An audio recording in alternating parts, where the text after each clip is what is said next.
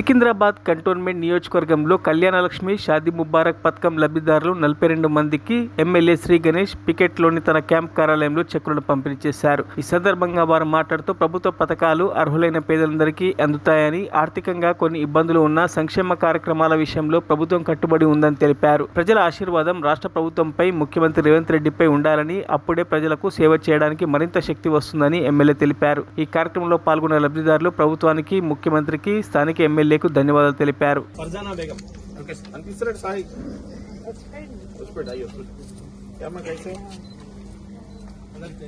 Government को नुकसान था, केसीआर को फायदा था, केसीआर का टीम को फायदा था, क्योंकि वो गवर्नमेंट चावल किसको बेचते थे, रिटर्न आके रिसाइकिल होके ऐसा वो धंधा हो गया था.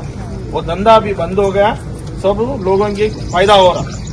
మీరు కూడా ఆలోచించి ఏం చెప్పాలంటే, చాలా మంది కూడా ఇప్పుడు సుమారు 5గురు ఉన్న కుటుంబానికి 30 కిలోలు వస్తుంది. ఎంత అమ్మా ఇప్పుడు బియ్యం కిలో బయట కొంటే సన్న బియ్యం 60 రూపాయలు వేసుకో, మీకు 30 కిలోలు వస్తే ఎంత అవుతుంది? 30 × 60 ఎంత?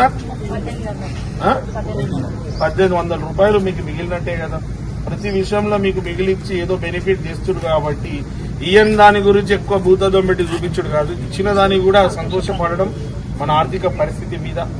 భవిష్యత్తులో కూడా మీరు ఆలోచించండి, మీకు ఏదైతే మాట ఇచ్చారో అన్ని మీకు దక్కుతుంది. ఇప్పుడు తృప్తిగా ఉంటున్నాం, సంతోషంగా ఉన్నామని ఎవరైనా వస్తే చెప్పండి.